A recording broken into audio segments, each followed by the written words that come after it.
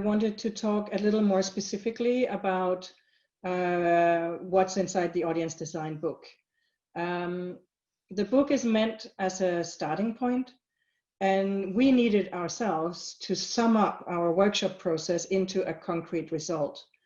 The book is divided into two parts. The first part describes some of the changes in the film industry and the reality of sales and distribution, new audience behaviors, and things that still motivate these new approaches.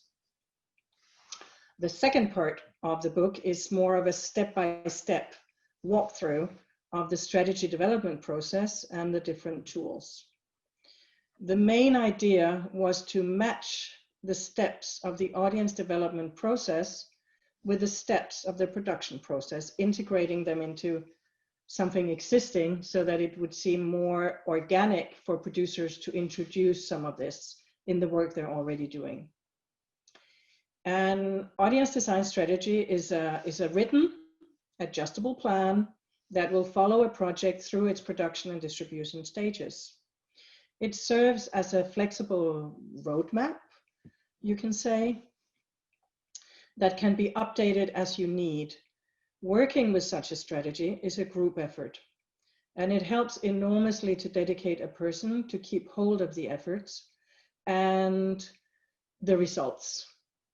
And the most tricky thing is after the premiere to try and get some data of the efforts that you did.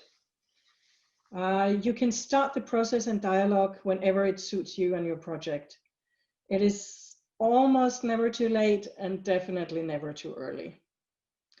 The steps in the book are guidelines. Take what works for you, adapt it to your specific situation and circumstances.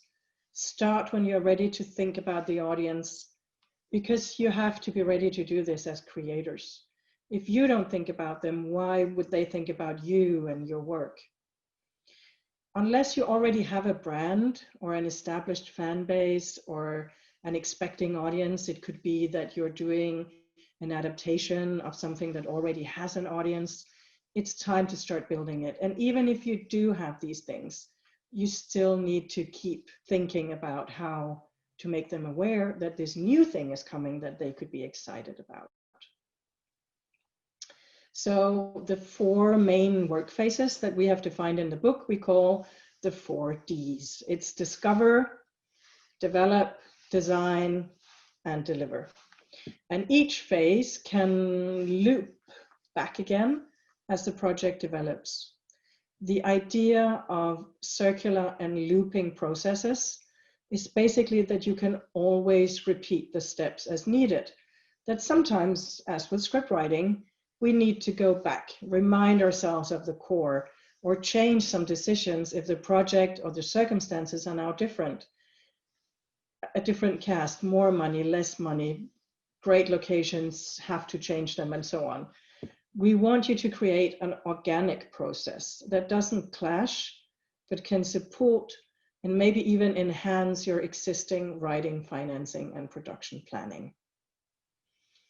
So the discover phase.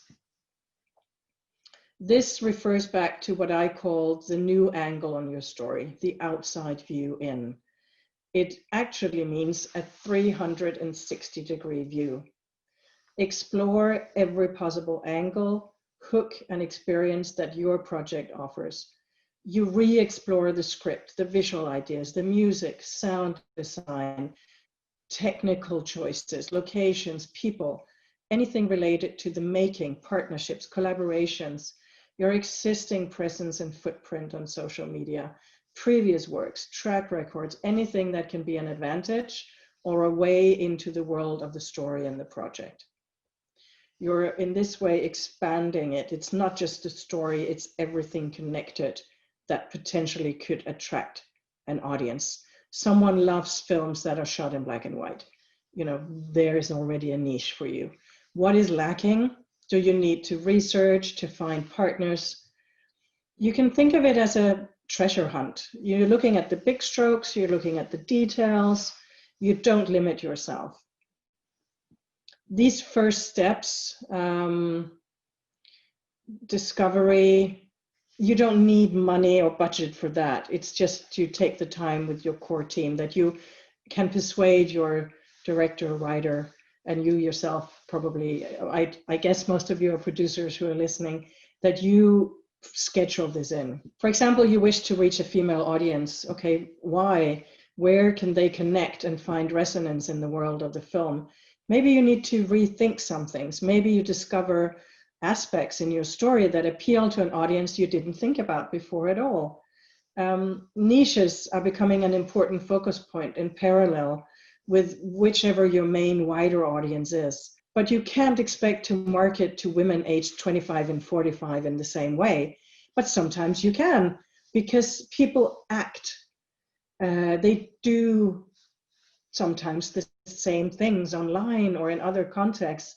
You know, you wouldn't connect them if you just thought about them as people, but suddenly in the context of getting to know audience behavior, you can connect them. And sometimes you realize that people you think are in the same group actually behave very differently, and you need to reach them in different ways. And this is, I guess, still in the earlier stages of us finding out how to better get our hands on this type of knowledge and insights. We have to know that we don't know enough about our audiences and figure out ways to get to know them. At this point, it's also the time to define your main goals for the project and your initial ideas about who your potential audience is. Goals can be quantitative, number of tickets sold, qualitative, you want to start a debate. They can be personal or professional things that you want to achieve with this project. Gain recognition for the director, use this project to secure the director's second feature if it's a first feature. It can be almost anything. So you gather the goals from the core team, you prioritize them, and goals are just as important as defining the core of the story because they are part of what drives your vision and your choices on the journey ahead.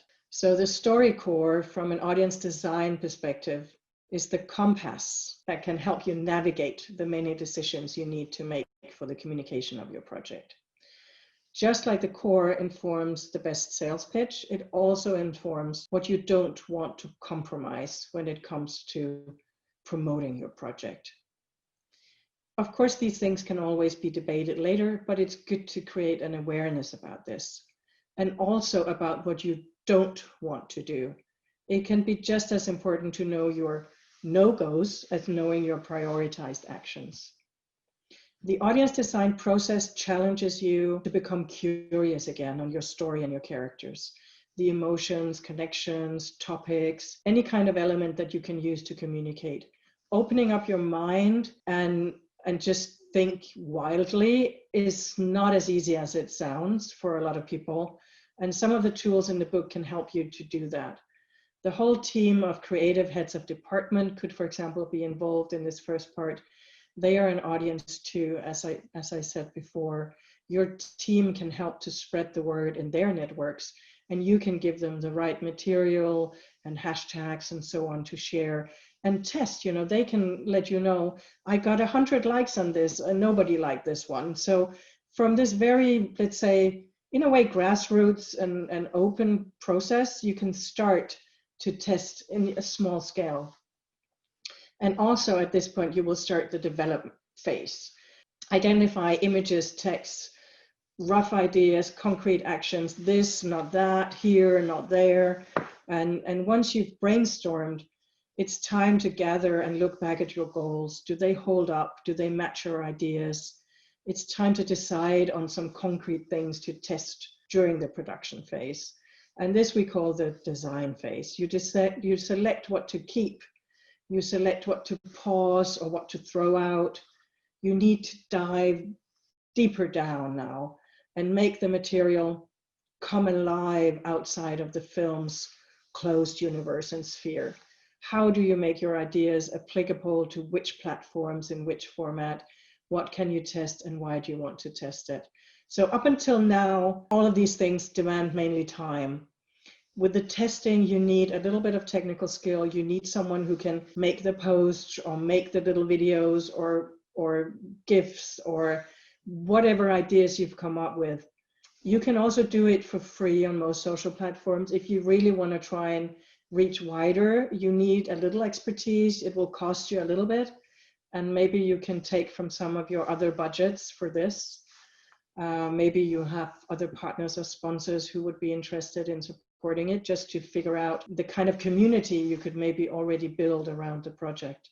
So the final stage of delivery, it kind of already starts as soon as you start testing ideas. The main point is to start to just gather some knowledge, get some feedback, because everything can help you go back to your ideas and rethink them, or see, you might discover interesting things. And that's why, again, you need this one person to keep track of this, like a producer in a way, or a production assistant who will have the responsibility for this area, because otherwise it can start to drown along the way. If you can gather small groups of dedicated fans for certain aspects, it does make a difference. It's like, oh, it's only 50 people or 25 people, but they can multiply. And together with your team, and if you think about your partners, suddenly it can become more and more people. I think the key thing here is to make the most out of the pre-production and production and post-production phases. You identify and gather relevant material that can support your promotional ideas later. It keeps you more in control of what material you have. You could take advantage of the actors being on set, have them comment on particular themes, or do something specific that can be used in the campaign. So to sum up, the audience design process asks you to see everything related to the project as being a part of the production and story universe. How big is the universe? What is included? How can you use it to create unique selling points and define unique aspects and elements?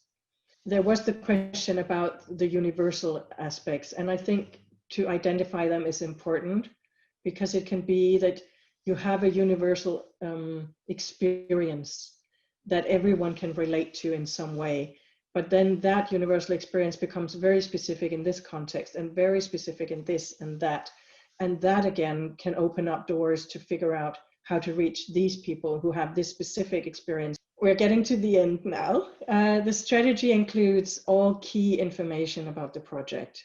It can become your go-to document later as well, when you need to deliver things for festivals and everything. The strategy can include a current timeline, production plan for audience-related materials, a rollout plan for the key actions that matches your premiere and release plan, to-do lists, and it can even include long-term plans and ambitions, and what we call global ideas and elements for a wider release. That means Dropbox or other places where you can make folders with packages of materials that can be shared with distributors and festivals, or for educational purposes and so on. You can adapt it completely to what you want and need. So these very rough 4D phases can be guided by what we call the 5 Ps. It's preparation, passion, playfulness, purpose, and practicality.